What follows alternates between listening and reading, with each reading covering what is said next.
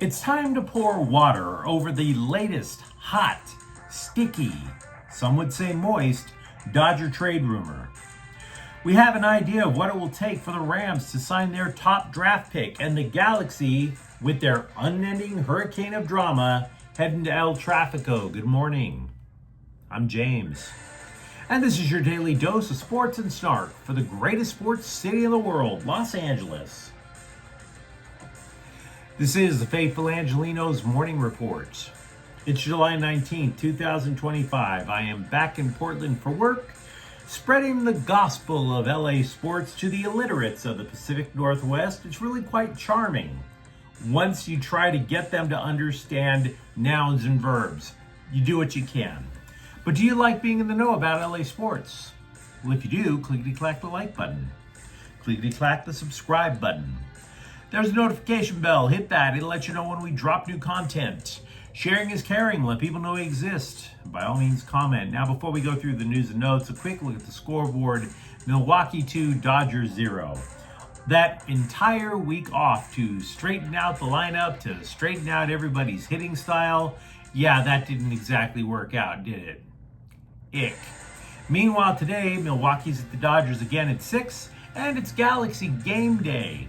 They're going to be at LAFC at 7:30, the latest edition of El Trafico. We'll talk about that more in just a moment. But what do you say we get to the news?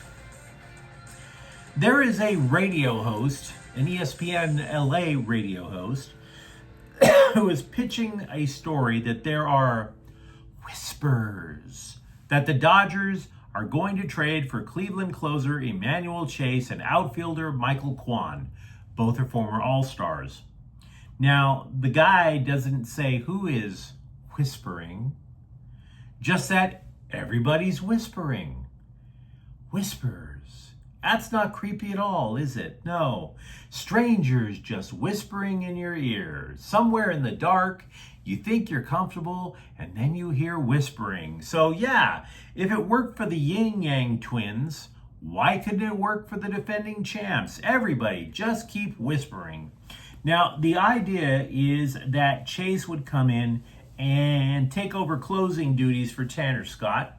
Kwan, meanwhile, would expunge Michael Conforto from the Dodger lineup once and for all. And I do not buy this story at all. Not at all. First of all, how often are radio hosts right? Eh? I mean, seriously, do you trust guys who give themselves nicknames like the coach, the sports doctor, Mad Dog? That's what you're doing now for legitimate journalism? You go to a guy who nicknamed himself Mad Dog? Now, to be fair, Travis Rogers didn't give himself a nickname. But he's claiming that the deal that is being bandied about is 4 or 5 prospects for the two guys from Cleveland. And this is where I know the story is total crap. Because it's taken me years to figure out Andrew Friedman at the trade deadline. But we have history to guide us.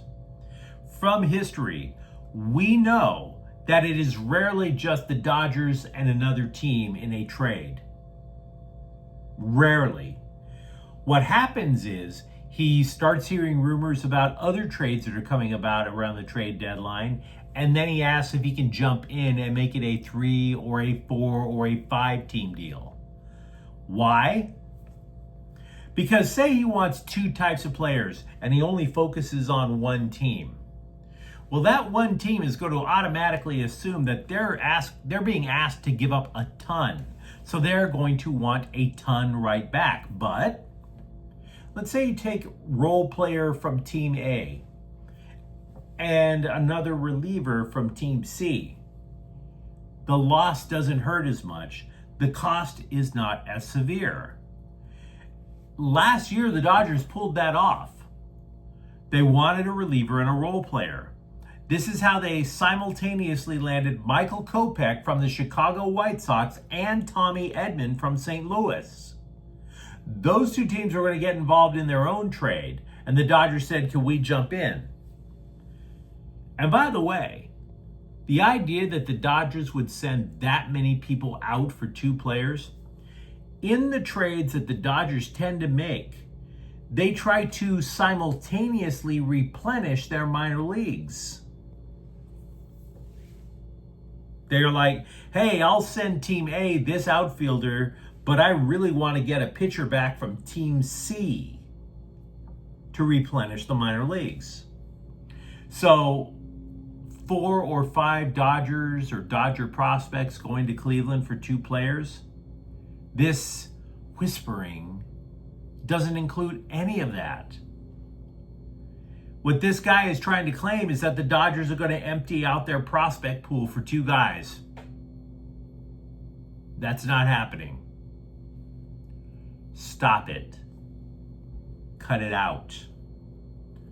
Learn how teams operate before you start spreading rumors.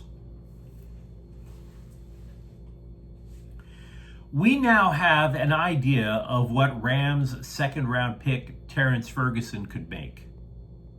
You might recall second-round picks have been trying to leverage guaranteed money in their contracts.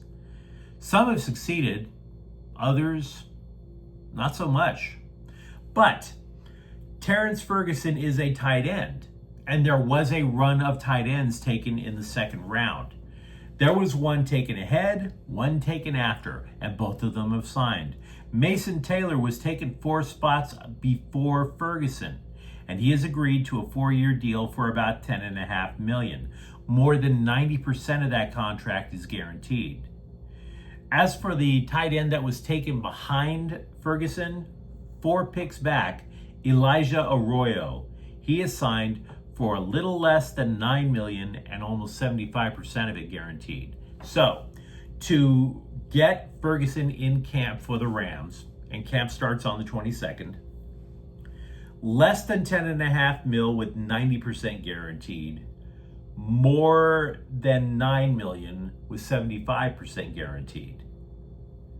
You're probably looking at something in the neighborhood of $9.6 million, something along those lines over 4 years.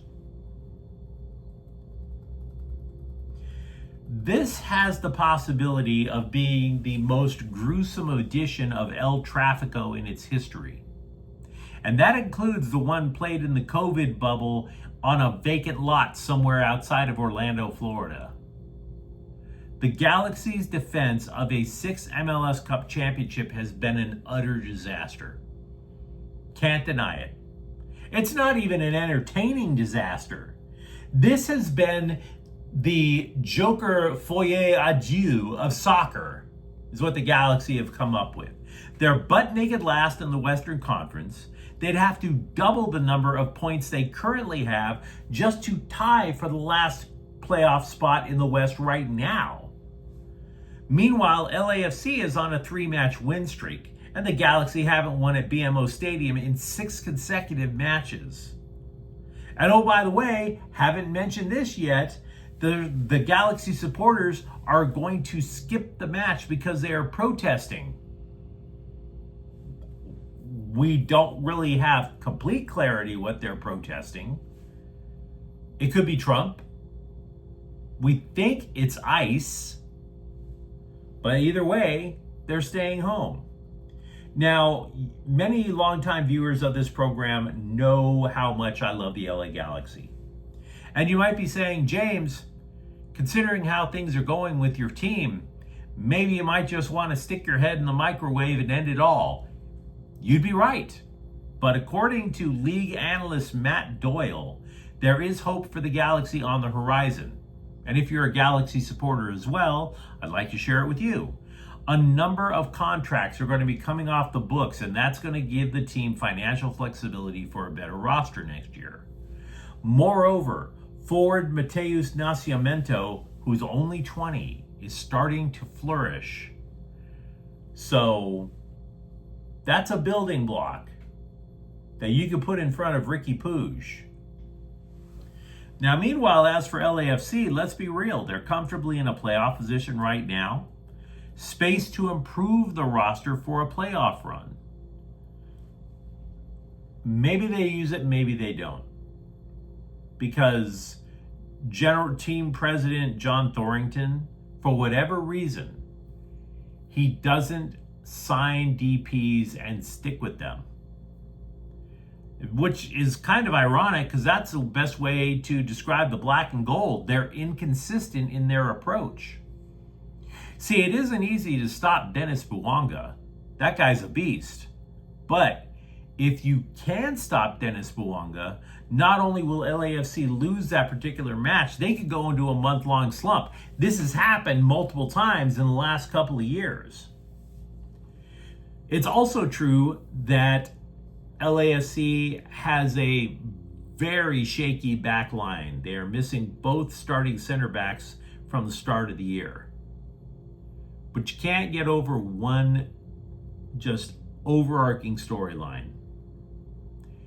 This is the Galaxy's last stand in an abomination of a season. To have any prayer of regaining self-respect this year, they need a result.